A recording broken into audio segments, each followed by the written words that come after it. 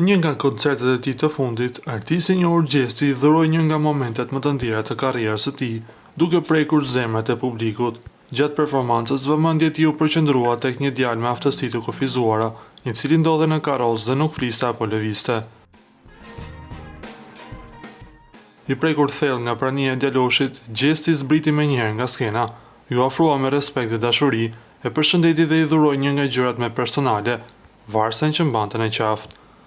Ndoshta nuk është shumë e shtrenjtë, por është e imja dhe është për ty, i tha Gjesti teksa preku dhe gjithë publikun që ishte prezent.